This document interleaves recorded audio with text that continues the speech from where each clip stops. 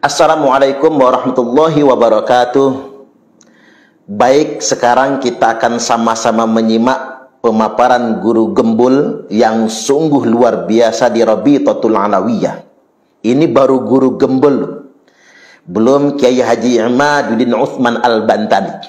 Kita semua sepakat untuk debat Kiai Imad dan Rabitatul Alawiyah harus diselenggarakan di tempat netral. Jadi tolong dengarkan Rabitatul Alawiyah. Kami menginginkan dialog di tempat yang netral, misalnya di kampus dengan moderator yang netral, dengan penyelenggara yang netral. Buat publik Indonesia, mari kita nantikan dialog Kiai Imad versus Rabitatul Alawiyah terkait dengan nasab Ba'alwi bukan cucu Rasulullah Sallallahu Alaihi Wasallam. Adapun di Rabitatul Alawiyah yang sudah menghadiri undangan adalah guru gembul, dan pemaparan guru gembul sungguh luar biasa, membuka mata dan kesadaran kita semua tentang fenomena habaib yang hari ini menjadi diskusi publik Indonesia. Tidak berlama-lama, kita akan mendengarkan prolog dari guru gembul yang sungguh luar biasa, menurut saya mewakili pikiran dan perasaan serta opini mayoritas bangsa Indonesia. Selamat menyimak. Polemik nasab ini, kebanyakan yang beredar di masyarakat itu adalah polemik tentang sentimen-sentimen, bukan polemik terkait dengan akademik. Jadi kalau misalkan kita mau jujur, dari jutaan orang di Indonesia yang sekarang berdebat, berdiskusi, saling menghujat satu sama lain terkait dengan nasab, berapa orang di antara mereka yang mampu mengakses kitab-kitabnya Kiai Imad dan mengakses kitab-kitabnya Rabitatul Alawiyah? Sedikit sekali. Jadi yang benar-benar berdiskusi terkait dengan masalah-masalah akademik dan ilmiah itu jumlahnya sangat sedikit. Yang paling banyak itu adalah masalah-masalah yang berupa sentimen-sentimen. Ada sentimen kesukuan, sentimen keagamaan, sentimen golongan, dan lain sebagainya. Dan ini, saya mohon maaf kepada pihak Rabitatul Alawiyah ketika kemarin-kemarin bikin narasi atau beberapa di antara pihak dari Rabitatul Alawiyah atau kalangan Habib itu mengeluarkan sebuah narasi bahwa ini adu domba, bahwa sentimen-sentimen ini adalah ada pihak tertentu yang melakukan adu domba dan sebagainya. Ya tentu saja ada di antara mereka mungkin yang memanfaatkan situasi, tetapi masalah yang paling utamanya itu adalah, ayo kita introspeksi sama-sama bahwa polemik ini tidak dimulai dari Kiai Imad. Gak ada yang akan mempedulikan pada tesis semacam itu karena masyarakat kita hanya 0,001 saja yang biasa membaca. Dan jumlahnya menjadi semakin sedikit ketika yang bahan bacaannya itu adalah terkait dengan polemik nasab.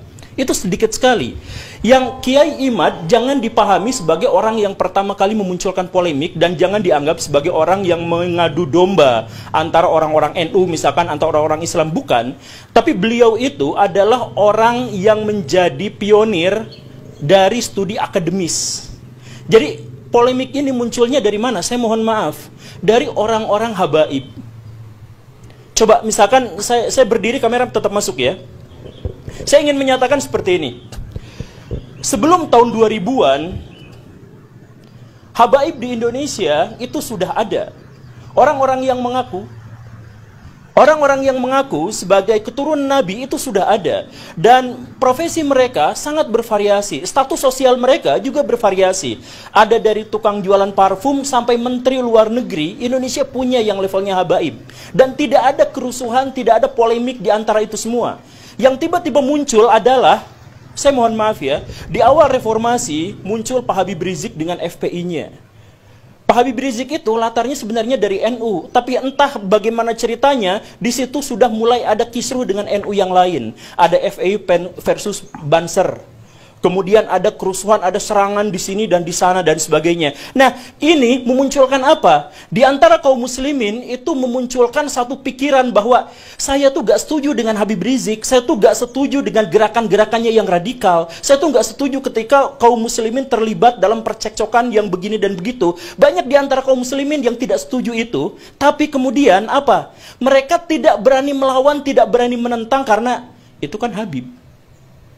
Ini kan keturunan Nabi. Jadi pada waktu itu ada dilema, ada polemik sebelum polemik ini menyeruak ke media, polemik di dalam hati kaum muslimin bahwa kami sebenarnya ingin menentang, ingin mengkoreksi pernyataan-pernyataan dari Pak Habib Rizik.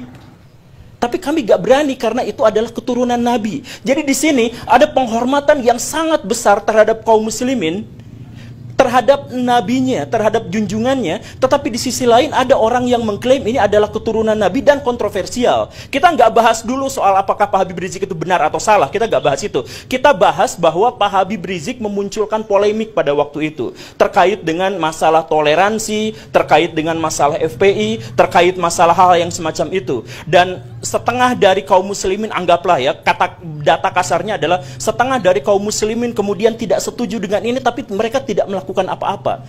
Ketidakberanian, takut kualat, ini keturunan Nabi. Dan kemudian ketika Pak Habib Rizik agak turun dengan cerita-cerita dan drama-drama di media massa itu, muncul sesuatu yang lebih besar. Pak Habib Bahar bin Smith melakukan persekusi dan kekerasan, intimidasi terhadap orang lain, lisan maupun perbuatan, dan itu direkam, dipublikasikan kepada media-media mainstream di Indonesia. Dampaknya apa? Balik lagi, ini mana ada keturunan Nabi seperti ini? Kami merasa malu, merasa jengkel, merasa takut, merasa terintimidasi. Iya, benar juga kata Guru Gembul. Selama ini kita dihadapkan dengan sesuatu yang sifatnya kontradiktif. Orang-orang yang dianggap sebagai cucu Nabi ini kelakuannya nggak mencerminkan kelakuan cucu Nabi. Mereka arogan, provokasi, suka mempersekusi. Kan yang suka mempersekusi itu orang Quraisy, orang kafir Quraisy. Loh, mengapa orang-orang ini lebih mencerminkan karakteristik orang kafir Quraisy? Yang suka mempersekusikan Yahudi, mempersekusi rakyat Palestina. Loh, mengapa orang-orang ini lebih merepresentasikan kelakuan akhlaknya orang Yahudi daripada akhlak attitude-nya Nabi Sallallahu Alaihi Wasallam? Nah, ini yang menjadi pertanyaan yang begitu lama di publik Indonesia. Kita mau kritik mereka takut kualat karena cucu Nabi. Kita mau anggap mereka sebagai cucu Nabi, tapi perilaku mereka menyerupai kafir Quraisy, menyerupai orang Yahudi. Ini dilema yang terjadi sebetulnya. Coba lihat, kelompok-kelompok ex-FPI, dari mulai FPI, ex-SPI, mereka suka mempersekusi, memukuli, kemudian menganiaya, suka caci maki, menghina. Tidak jarang ulama-ulama kita cuma disebut namanya, direndahkan sedemikian rupa. Ini kan kelakuan. Dan ini sebuah fakta dan kenyataan. Dan sesama Ba'alwi sendiri nggak ada yang saling mengingatkan. Seakan ada sebuah pembiaran. Dalam bahasa lain, persetujuan. Kita lanjutkan. Saya harus katakan begini, Baraya. Kenapa yang datang ke diskusi ini cuman saya? Dan saya katakan, lebih dari setengah kolom komentar yang jumlahnya ribuan di satu video saya itu meminta saya untuk tidak hadir dalam acara ini. Kenapa? Saya mohon maaf. Dalam konteks ini, pihak Robitoh Alawiyah gagal untuk menyampaikan keamanannya kepada orang lain. Pihak orang-orang dari kalangan habaib gagal untuk menunjukkan bahwa kami itu baik, rahmatan lil alamin, soleh, tulus, ikhlas, baik hati, siap mentraktir. Gagal untuk menyampaikan itu ke publik karena yang ditampilkan itu apa? Kekerasan atas nama habaib, bahwa kami itu boleh melakukan persekusi. Bahkan keren banget. Ini keren banget ya. Keren banget. Apa yang diungkapkan ini keren banget.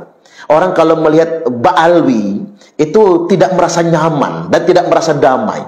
Betapa banyak orang kemudian merasa takut. Takut dipersekusi, takut dikeroyok, takut didatangi. Dan ini fakta yang terjadi di negeri kita.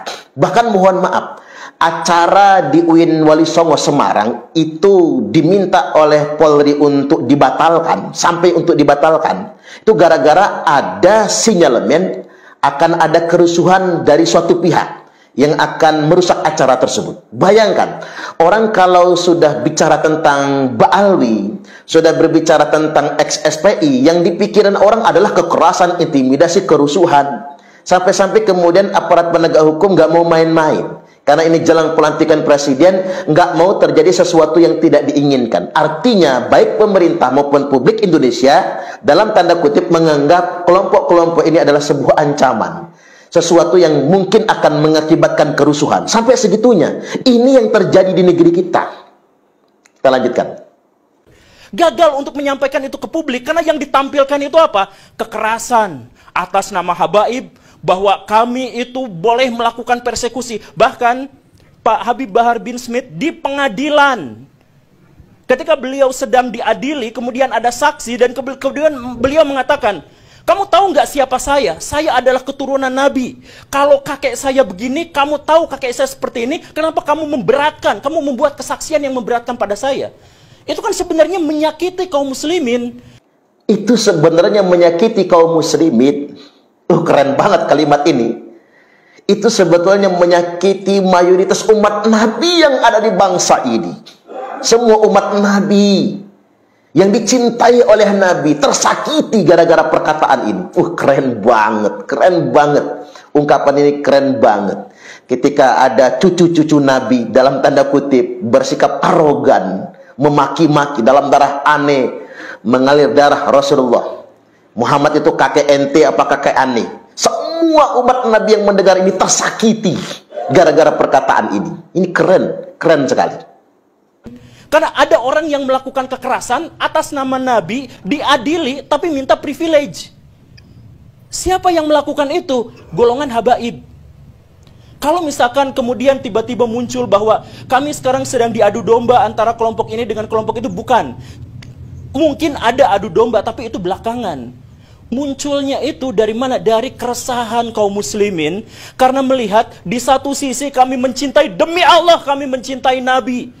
Dan wujud dari kecintaan kami terhadap Nabi adalah kami tidak akan mau menisbatkan kekerasan, kejahatan, dan kontroversi terhadap orang-orang yang mengklaim dirinya sebagai keturunan Nabi. Kan masuk akal kan, begitu kan? Kecintaan terhadap Nabi adalah mensucikan beliau dari semua tindak tanduk yang mengangkangi syariah Islam. Nah, jadi permusuhannya sekali lagi ya, kita nggak bahas soal apakah Pak Habib Rizik itu benar atau salah, kita nggak bahas soal Pak Habib Bahar itu benar atau salah, kita nggak bahas itu. Kita membahas rasa takut dari kaum muslimin, rasa resah, rasa merasa terintimidasi. Karena di satu sisi, kaum muslimin sangat mencintai Nabi, tetapi di sisi lain ada keresahan bahwa Nabi dikaitkan dengan tindakan-tindakan atau simbol-simbol dari kekerasan.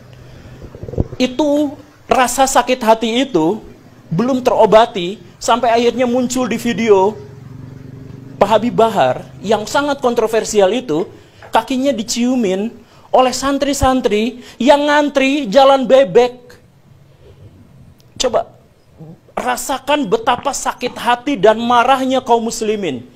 Coba kita misalkan bisa melihat dari berbagai perspektif. Misalkan lihat orang-orang yang biasa orang Islam berdebat dengan orang Kristen, berdebat dengan apa, kan ramai sebenarnya di media sosial. Lihat perdebatan di antara mereka. Dan orang-orang non-muslim bawa-bawa itu. Tuh lihat, buah tidak pernah jatuh jauh dari pohonnya. Sebagai penegasan, kalau Bahar melakukan kelakuan yang seperti itu, ya begitulah nabinya. Itu ejekan terhadap kaum muslimin. Dari orang-orang non-muslim, tapi orang-orang non-muslim pun tidak bisa disalahkan. Karena apa? Karena memang Pak Habib Bahar melakukan itu atas nama keturunan Nabi. Kemudian lihat misalkan kelompok-kelompok Islam yang lebih moderat atau yang lebih plural. Mereka sakit hati melihat itu. Karena apa? Karena betapa feodalisme di antara kaum muslim masih terjadi. Ada orang yang diciumi kakinya. Kemudian kita melihat misalkan kelompok-kelompok yang lebih radikal atau kelompok-kelompok yang berpikiran lebih fundamental. Katakanlah kelompok salafi yang kita sebut sebagai wahabi misalkan. Mereka marah, mereka sakit hati. Karena apa? Karena ada orang sujud di depan orang lain atas nama keturunan Nabi. Betapa sakitnya. Coba kita melihat kalangan nasionalis. Kalangan nasionalis, Islam nasionalis, sakit hati ketika melihat ada orang keturunan Yaman kemudian disujudi, diciumi kakinya oleh orang-orang pribumi pesek. Jadi dilihat dari konteks apapun, dalam perspektif apapun, ini benar-benar menyakiti kaum muslimin. Tapi kala itu kaum muslimin berpikir bahwa ya sudahlah, pasrah aja. Kami sakit hati, kami marah, kami pengen sekali untuk mengajak orang ini ke dalam ajaran agama yang benar, katakanlah seperti itu. Ya tapi nggak bisa kan, dia Habib, dia kan keturunan Nabi. Jadi sebenarnya polemik ini bukan muncul gara-gara Kiai Imad, bukan muncul gara-gara dipopulerkan oleh saya, Guru Gembul, bukan. Tapi ini adalah akumulasi dari kekesalan dan kemarahan kaum muslimin. Akumulasi kekesalan dan kemarahan kaum muslimin atas orang yang telah mengaku-ngaku cucu Nabi. Subhanallah. Terhadap apa yang terjadi yang ditunjukkan oleh beberapa kalangan dari habaib, dari kalangan Ba'alawi. Jadi jangan dulu ada cerita bahwa intelijen masuk ke sini, ya mungkin itu belakangan. Jangan dulu cerita bahwa ini asing masuk ke sini, ya, jangan, belakangan aja dulu. Kita introspeksi. Karena kalau misalkan kita mau maju, kita harus cari solusi. Bagaimana cara kita menemukan solusi? Ketahui masalahnya. Bagaimana cara kita mengetahui masalahnya? Kita berani untuk introspeksi diri. Saya selalu menyatakan, mempopulerkan kepada orang lain, ayo kita introspeksi diri. Kaum muslimin, kenapa sekarang terpuruk? Kaum muslimin, kenapa ketinggalan zaman? Karena setiap ada bagian dari kaum muslimin yang disakiti, kita salahin pihak lain. Ketika Indonesia tidak maju, apa yang dinarasikan? Oh, karena ini adalah konspirasi elit global, konspirasi Yahudi, ini Amerika Serikat yang keji dan sebagainya. Ya iya, katakanlah memang seperti itu. Tapi tidak ada seorang pun di antara kita yang gagal itu kemudian menyalahkan pihak lain. Kalau kita gagal dalam permainan sepak bola, kita nggak berhak untuk menyalahin pemain lain yang lebih bagus. Kalau misalkan kita melihat bahwa Indonesia sekarang carut-marut, jelek, terpuruk, tidak memiliki peradaban yang memadai, ketergantungan sama pihak asing, sama Cina, Amerika Serikat, dan sebagainya, introspeksi diri, mungkin kitalah yang salah. Bukan lalu kita menyalahkan pihak lain. Nah, termasuk juga dalam hal ini, Rabi'ah Alawiyah, kalau misalkan mau berbicara tentang polemik nasab ini, tolong pikirkan jangan, oh ini adalah gara-gara konspirasi, bukan. Ini gara-gara introspeksi aja, saya mohon. Introspeksi aja bahwa di antara kita memang ada orang-orang yang seperti itu. Dan ketika tesis Kiai Imad itu lahir, muncul, akhirnya mengemuka, sentimen-sentimen itu bertebaran di mana-mana. Anti komunis Yaman, imigran Yaman, ayo kita deportasi mereka dan lain sebagainya. Kenapa muncul sentimen-sentimen yang seperti itu? Sentimen itu muncul jelas jauh dari studi akademik, jauh sekali dari nuansa-nuansa atau ekosistem ilmiah, jauh sekali dari situ. Tapi kenapa? Ya karena sebelumnya bukan masalah nasab yang dituliskan oleh Kiai Imaduddin, bukan. Tapi sebelumnya sudah ada bara dalam sekam yang begitu besarnya, yang akhirnya membuat kaum muslimin ketika ada lecutan sedikit, ada pembukaan, mereka katakan apa? Alhamdulillah ketika saya sekarang mengkritik Habib Bahar, saya tidak akan kualat, karena dia bukan keturunan Nabi. Jadi munculnya itu bukan, alhamdulillah saya tetap bisa mengagungkan Nabi, saya tetap bisa menganggap Nabi sebagai figur yang ideal, yang kuat, yang bersih, yang baik hati, yang soleh, yang suri tauladan bagi seluruh manusia. Alhamdulillah, karena ternyata orang-orang yang mengingkari akhlaknya itu bukan keturunan Nabi. Alhamdulillah. Alhamdulillah. Hari ini kita tetap masih bisa mengagungkan Nabi, memuliakan Nabi. Karena mereka yang kelakuannya tidak sesuai dengan akhlak Nabi ini, mereka bukan cucu Nabi. Ada semacam euforia kegembiraan kaum muslimin yang ada di Indonesia. Luka yang terobati, sakit yang tersembuhkan, ternyata memang mereka bukan cucu Nabi. Sehingganya kita tetap bisa menjaga kemuliaan nama suci Rasulullah Sallallahu Alaihi Wasallam. Alhamdulillah. Jadi sentimen ini muncul bukan gara-gara Kiai Imad. Kiai Imad hanya membuka keran bahwa ketika mengkritik Pak Habib Rizik, ketika kita mengkritik Pak Habib Bahar, itu tidak apa-apa karena tidak ada hubungannya dengan Nabi. Itu saja. Dan lihat apa yang terjadi setelah itu. Yang terjadi, video-video bertebaran, ditambah lagi video-video yang lain. Misalkan, muncullah video yang kemudian saya juga tampilkan kemarin. Ada Habib yang mengatakan, bangsa ini bisa menjadi bangsa yang kuat, yang teguh, tidak kena bencana dan sebagainya, karena mencintai para habaib. Para habaib, kan beliau Habib, Pak Novel Alaidrus. Kemudian dikatakan, siapa yang berani mengkritik, mengkoreksi Habib, maka dia seperti iblis. Itu pernyataan tekstual, harfiah, literlaksnya seperti itu. Jadi bayangkan kaum muslimin makin marah dengan adanya video itu. Kenapa marah? Karena mereka mencintai Nabi. Kemarahan itu muncul karena mereka mencintai Nabi, dan di zaman Nabi diketahui secara persis bahwa Nabi tidak pernah anti kritik dan anti koreksi. Setiap ada musyawarah, para sahabat selalu bertanya, ya Rasulullah, apakah ini adalah wahyu ilahi atau ini adalah pendapat pribadi? Kalau pendapat pribadi, ayo kita diskusikan. Dan banyak sekali riwayat-riwayat yang menjelaskan bahkan Nabi mengalah dari orang-orang yang mengkoreksinya. Waktu perang Uhud, kenapa kalah? Karena Nabi punya strategi, dibantah, mendingan gini aja. Yang dijalankan bukan strategi Nabi, tapi adalah strategi para sahabat. Kalah beneran. Dan Nabi pada waktu itu tidak pernah menyalahkan. Demi Allah, tidak menyalahkan para sahabat yang mengusulkan strategi itu. Artinya apa? Ya, Nabi ikut musyawarah itu, Nabi kalah dalam perdebatan dan diskusi itu, kemudian setelah itu, ya sudah dibiarkan, dianggap sebagai bagian dari keputusan bersama. Ketika kalah, Nabi tidak pernah menyalahkan mereka semua. Ini Nabi. Lalu tiba-tiba muncul orang yang mengklaim sebagai keturunan Nabi, tiba-tiba mengatakan, kalau ada orang yang mengkoreksi habaib, maka mereka itu adalah iblis, atau serupa dengan iblis. Pak Novel Alaidrus. Itu videonya sudah viral. Saya yakin banyak di antara orang-orang di sini juga sudah melihatnya. Nah, kalau misalkan dari Ba'alawi tidak menyaksikan itu, tidak apa-apa. Kalau misalkan di antara Ba'alawi, di antara orang-orang itu lepas tangan dengan itu, ya nggak apa-apa. Tapi pahamilah bahwa kisruh ini, polemik ini bukan dimulai dari adanya gerakan-gerakan intelijen untuk memecah belah kaum muslimin. Sekali lagi, kalaupun itu memang ada, jangan kita jadikan sebagai alasan untuk mencari kesalahan. Jadi, kalau misalkan saya melakukan perzinahan, saya bersumpah saya tidak akan nyalahin setan. Emang kerjaan setan itu untuk membisiki saya untuk melakukan kemaksiatan. Kan begitu. Jadi kalau misalkan kita dipecah belah, jangan salahkan pihak yang memecah belah. Orang kerjaan mereka seperti itu. Salahkan diri kita kenapa kita bisa dipecah belah. Dan lagi-lagi ini jauh dari sentimen akademik. Makanya kalau misalkan kita ngadain debat publik misalkan yang seperti ini, saya pastikan, saya berani bilang, kalau misalkan kita mengadakan debat publik sampai 100 kali di berbagai universitas terkemuka, polemik ini nggak akan berakhir.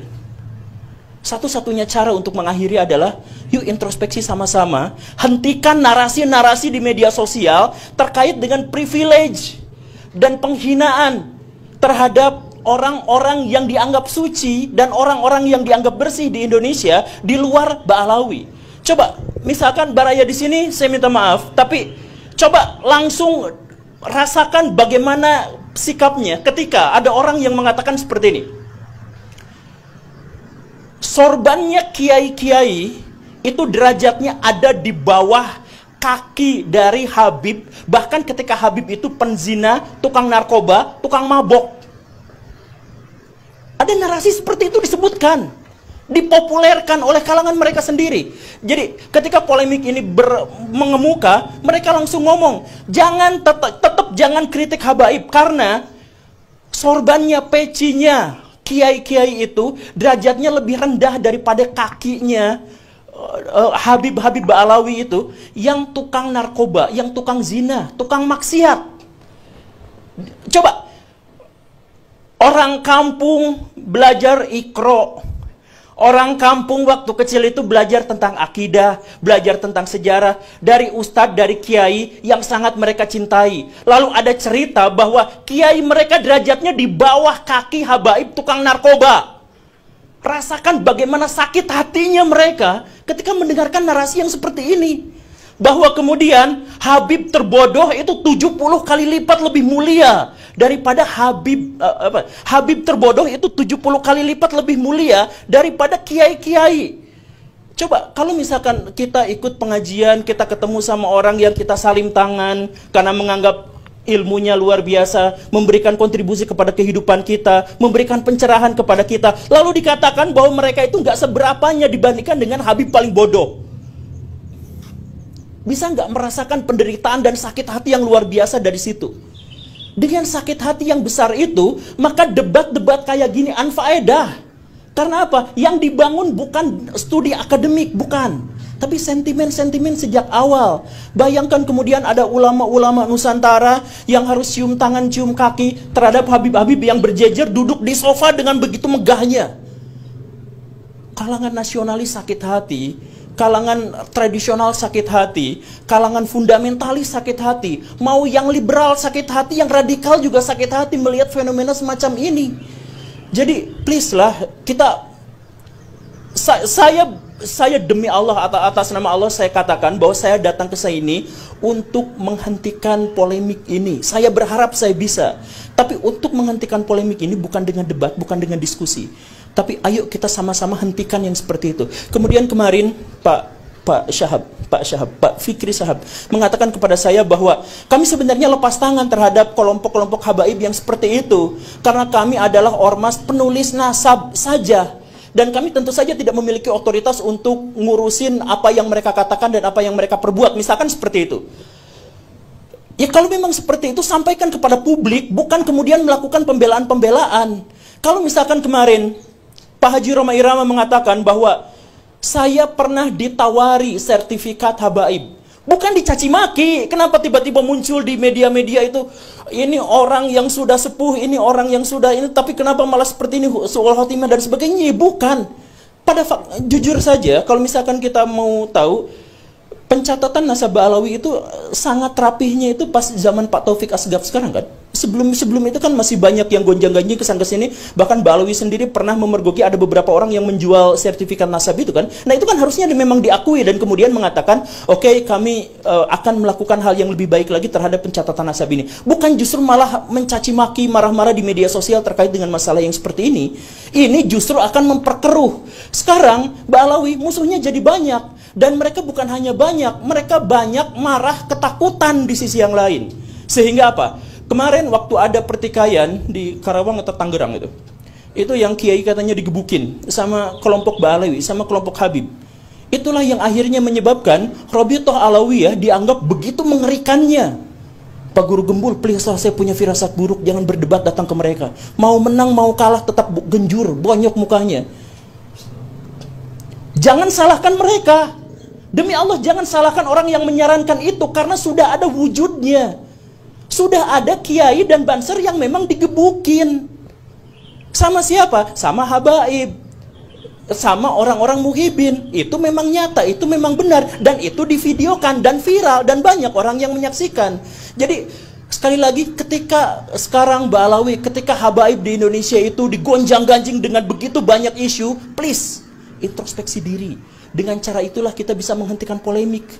Kita bisa membangun bangsa yang lebih baik. Kita bisa membangun peradaban yang lebih besar. Kalau setiap orang insaf atas apa yang harus dia lakukan dan apa yang selama ini sudah dia lakukan.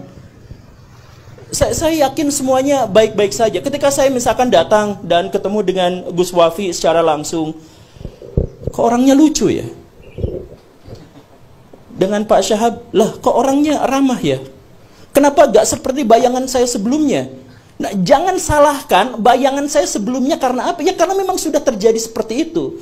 Makanya, untuk Robitoh Alawiyah saya minta, ini mah sebagai saran dari seorang yang lihat realitas. Ini saran. Nyatakan kepada publik misalkan, bahwa kami lepas tangan dari tindak tanduk yang sangat kontroversial dari kalangan habaib itu, bahwa kami memang tidak bisa apa-apa. Sampaikan aja kepada publik. Kalau misalkan kemarin kemudian Gus Wafi mengatakan di videonya bahwa ini sebenarnya gara-gara ada habib-habib dari kalangan muda yang ilmunya belum banyak, tapi kemudian ini bukan sesederhana itu. Kalau misalkan 1-2 habib mungkin seperti itu, tapi kalau misalkan banyak, ini mungkin ada masalah kaderisasi. Jadi mungkin Pak Habib Bahar dan lain sebagainya itu, sejak dia umur 4 tahun, sejak dia melihat dunia, kakinya sudah dicium, tangannya sudah dicium, apa-apa sudah dilayani. Sehingga dia menjadi korban dari otoritas palsu yang dia rasakan selama ini. Mungkin saja. Jadi kaderisasi dalam hal ini, kemudian pendidikan dalam hal ini, sejak awal mari kita perbaiki sama-sama. Sekali lagi ya, kritik saya ini di depan Robitoh ini bukan karena kebencian, bukan karena apa, tapi ayo kita perbaiki sama-sama agar polemik ini selesai. Polemik ini selesai dengan cara apa? Akhlak yang baik, tunjukkan kepada masyarakat, bukan karena apa, tapi ayo kita perbaiki sama-sama agar polemik ini selesai. Polemik ini selesai dengan cara apa? Akhlak yang baik, tunjukkan kepada masyarakat, kontribusi kita pada masyarakat, bukan kontroversi kita pada masyarakat. Selanjutnya kita diskusi. Assalamualaikum warahmatullahi wabarakatuh.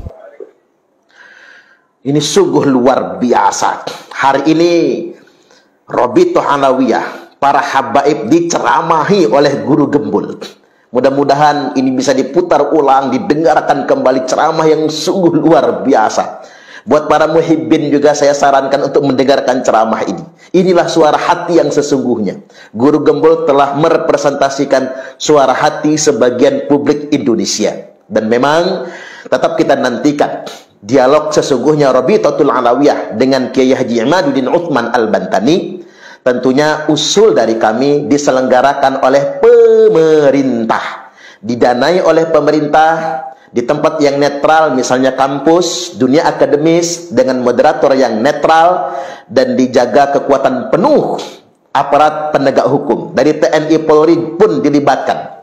Kalau bisa, yang berdiskusi tidak perlu banyak orang, cukup yang mewakili saja, lakukan diskusi, debat, dan tinggal publik Indonesia menilai nantinya mana yang benar, mana yang salah, menurut nalar mereka, logika mereka, hati nurani mereka, berdasarkan hujah dan dalil yang benar. Selamat berjuang, istiqomah senantiasa mendakwahkan Islam yang rahmatan lil alamin. Wallahul muwaffiq ila aqwamit thoriq. Wassalamualaikum warahmatullahi wabarakatuh.